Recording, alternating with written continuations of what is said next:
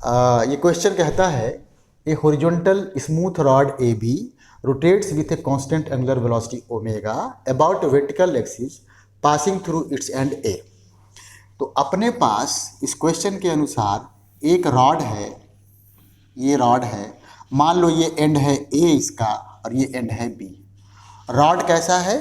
Rod smooth है। देखिए rod अगर स्मूथ है तो ये किसी तरह का कोई फ्रिक्शनल फोर्स किसी बॉडी पर अप्लाई नहीं करेगा, तो नो फ्रिक्शन यहाँ पे हमने ऐसे लिख दिया। हम लोग स्टेटमेंट पढ़ते जाते हैं, जो भी इंफॉर्मेशन मिलता है हम लोग इसको ऐसे लिखते चले जा रहे हैं। ये रॉड एक एक्सिस जो ए से पास होके जा रहा है, इसके about constant angular velocity omega से ऐसे रोटेट कर रहा है।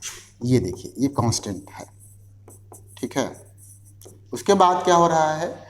ए freely sliding sleeve of mass m moves along the rod from the point A with initial velocity v0। तो अपने पास एक छोटा सा बॉडी है, देखिए यहाँ पर, जिसका मास हमने m ले लिया है, वो इस रॉड के अलोंग v0 की इनिशियल वेलोसिटी से ऐसे मूव करना स्टार्ट कर जाता है। अब find the Coriolis force acting on the sleeve, है ना, at the moment when the sleeve is located at distance r equal to 50 centimetre from the rotational axis. तो जब अपना बॉडी आगे मूव करते हुए यहाँ पर पहुँचता है, ये डिस्टेंस है मान लो r, तो इस मोमेंट पर इस पे जो कोरियोलिस फोर्स लग रहा है वो हमको फाइंड आउट करना है। देखो हमने अब जब इसको एनालाइज किया तो ये पाया कि बहुत ही सिंपल सा क्वेश्चन है। देखिए क्या करना है, हमको निकालना है कोरियोलिस फोर्स। फार्मूला क्या होता है कोरियोलिस फोर्स का? ये होता है 2m ब्रैकेट में v dash cross omega. v dash क्या है?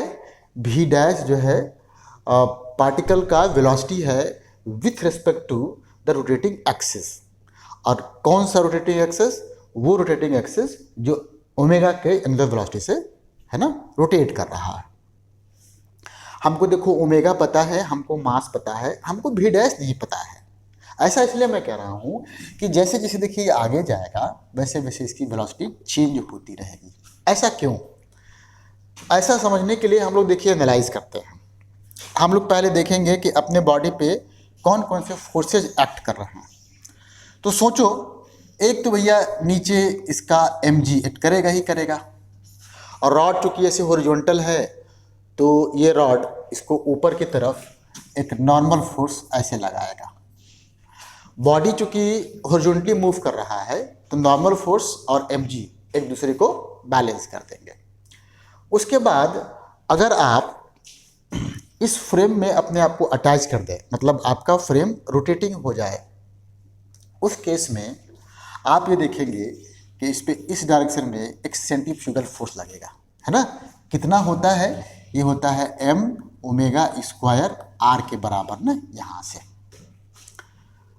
उसके बाद ये देखिए, चूँकि इसका वेलोसिटी का डायरेक्शन इधर की तरफ है, आपका ओमेगा ऑब्वियसली इधर की तरफ होगा, तो आप अगर v डैश क्रॉस ओमेगा करेंगे तो इस बोर्ड के परपेंडिकुलर बाहर की तरफ ये कोरियोलिस फोर्स एक्ट करेगा।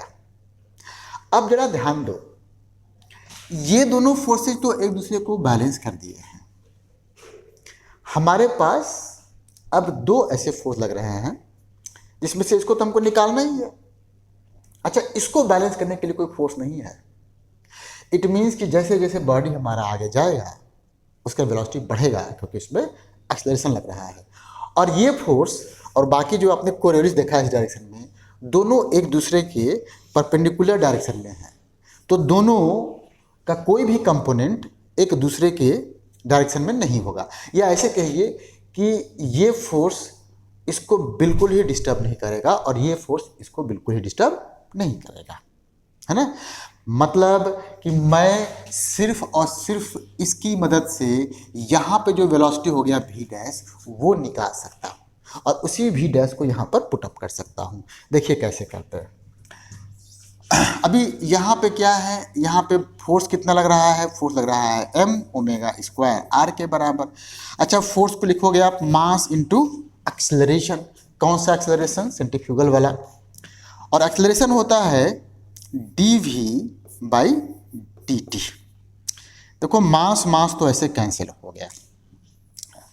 अब मैं इसको थोड़ा सा चेन रूल लगाता हूँ तो मैं ये पाऊंगा कि इसको dv बाई डी आर कर दूँ, यहाँ लिखूँ D R by D T, तो यहाँ बेटा हो जाएगा ओमेगा स्क्वायर आर का, है ना, आर के बराबर। ये वाला आपका भी हो गया वापस से। डी आर यहाँ जो है ये वेरिएबल सेपरेबल का केस हो गया मैथमेटिक्स में, तो हम इसको इधर ट्रांसपोज कर दिए। ये हमारा हो गया भी d v equals to omega square r d r. आप इसको इंटीग्रेट करेंगे। सोचिए, जब आर जीरो था, मतलब हमारा बॉडी जब पॉइंट ए पर था, आर जीरो था, तो वेलोसिटी कितना था? वेलोसिटी तो भी जीरो था, है ना। जब आर जो है मैं मान लेता हूँ आर ही है, तो वेलोसिटी है भी डैश। ये भी देखिए ना, यहाँ पे हमको भी डैश निकालना है, तो मैं सीधा सा इसका वो निकालूँ, ये हो जाएगा भी डैश का स्क्वायर माइनस भी जीरो का square by 2 equals to omega constant है तो बाहर निकाल ले जाओगे आप, ये आपका सिंपली आर स्क्वायर बाई 2 हो जाएगा। आप फटाफट से ऐसे काटेंगे, भी डैश आपका आ जाएगा under root omega naught square plus omega square r square. अब जरा यहाँ पे चले आओ कोरियलिस फोर्स निकालने के लिए। अब सीधा सीधा सा आपका आंसर आने वाला है। मैं इसका मैग्नीट्यूड निकाल दूं, क्योंकि देखो भी डैश और ओमेगा तो वो एक दूसरे के परपेंडिकुलर हैं, तो इसका मैग्नीट्यूड तो सिंपली 2m भी डैश ओमेगा ही हो जाएगा, है ना। तो ये कोरियलिस हो जाएगा 2m भी डैश आपने निकाल लिया है, रख दीजिए वैल्यू, है ना, ये रख दीजिए वैल्यू। थोड़ा जगह यहाँ पे कम सा दिख रहा है तो मैं भी डॉट का square omega square r square कर दूँ।